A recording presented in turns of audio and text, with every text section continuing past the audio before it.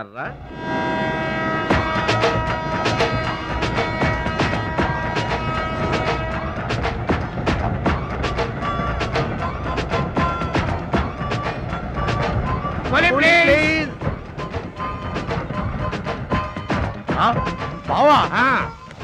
ఈడెవడో విలేజ్ వీపీలో ఉన్నాడు.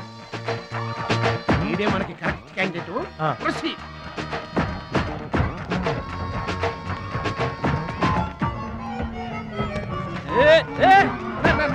నా పెట్టే ఏమండి ఏమండి నా పెట్టి ఏమండి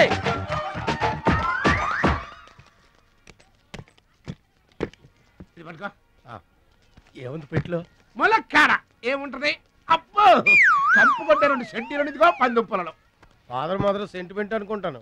హలో విలేజ్ పర్సన్, రండి సార్ రండి. ఆగిపోయారా? నా పెట్టి మీ పెట్టే తీసుకోండి. పెట్టి ఎక్కడికి పోదు సార్? మరి చెప్పండి, ఎందుకు తీసుకెళ్లారు? ఏం చేస్తాం సార్, కూలి పనికి కూడా పెద్ద కాంపిటీషన్ అయిపోయింది. అంటే పోటీ అండి, పోటీ. ఆ పోటీని తట్టుకుని మా పొట్ట నింపుకోవాలంటే ఎటు చేయక తప్పదు. పాపం మీ కష్టం చూస్తుంటే జాలేస్తుంది. ఎంత కావాలో చెప్పండి. మీ దయ సార్, మీరు ఎంత ఇచ్చినా మాకు సంతోషమే.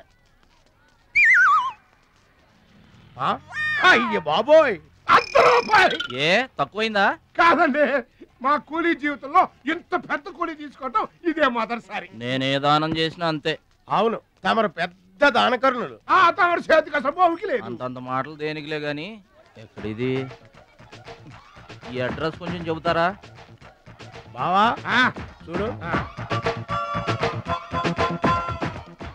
అడ్రస్ అడిగితే అలా మొక్కలు చూసుకుంటారేంటండి? ఇది ఇంగ్లీష్ లో ఉందయ్యా. ఇంగ్లీష్ రాదు కదా? తెలుగు కూడా రాదు మీకు? అదేంటి?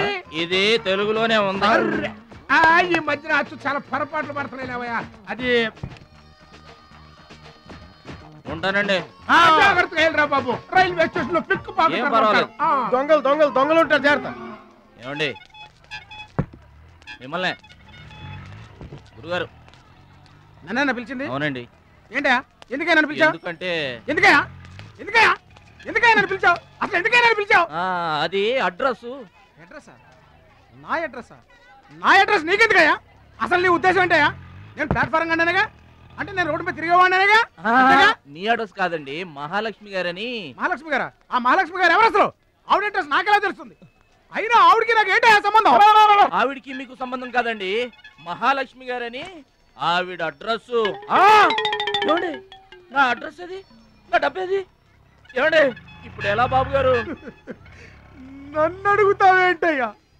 40 ఏళ్ల నుంచి ఏం చేయాలో తెలియక తిరుగుతున్నా. 40 ఏళ్ల నుంచి అడ్రస్ లేకుండా తిరుగుతున్నా.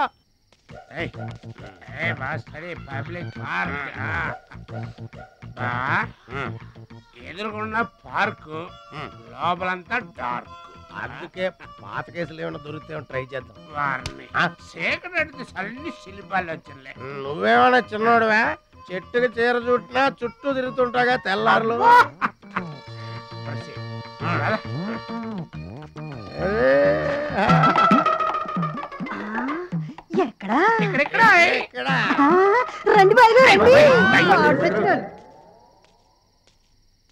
కడుపు నిండా నీళ్లు తాగాను, అమ్మయ్యా. రాత్రి అంతా ఇక భోజనం లేకపోయినా పర్వాలేదు. ఇక బొజ్జో. రే భద్రాచలం, మహాలక్ష్మి గారి అడ్రస్ పోయింది, ఇప్పుడు ఏం చేస్తావు? సర్లే బొజ్జో. ఇక్కడ ఏం చేస్తున్నావురా? అదే ఆలోచిస్తున్నానండి. పార్కులోనా? ఎక్కడి నుంచి వచ్చావురా? మా ఊరు నుండి వచ్చానండి, ఏదైనా పని చేసుకుని బతుకుదామని. ఓహో, ఏం పని? జేబులు కత్తిరించడమా? అబ్బే అట్లాంటిదేం కాదండి. మరి ఈ పెట్టెలో ఏముందిరా? మానవ బాంబు ఉందా? మందు పాత్ర ఉందా? అబ్బే అట్లాంటిదేం లేదండి. పెట్టే తెరు. చెప్పాను కదండి ఏమి లేదని. అదేంటండి? పెట్టే తెరవమంటే కథలు చెప్తావా?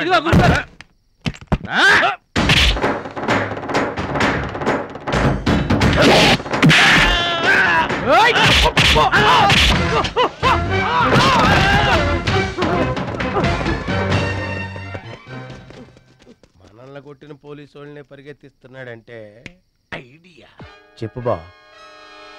మనకున్న బుద్ధి బలానికి ఈ కండబలం తోడైందనుకో, మార్కెట్ లో మన పొజిషన్ ఎట్టుంటదంట? గాలి ఎగ్గి ఏకమైపోయినట్టు ఉంటుంది. ఓకే తమ్ముడు ఇక్కడున్నా ఇక్కడ ఉండక ఏం చేయమంటారండి? ఎవరో దొంగ ఎదవలు నా జేబు కొట్టేశారు. హైటెక్ సిటీ. నీ సేఫ్టీకి మేము ఉన్నాం కదా తమ్ముడు.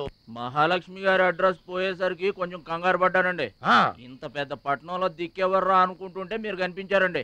ఏమండే, మహాలక్ష్మి గారు ఎక్కడ ఉన్నారో ఎదిగి పెడతారా? ఇంత పెద్ద మహానగరంలో వెతికి పట్టుకోవడానికి టైం పడుతుంది తమ్ముడు.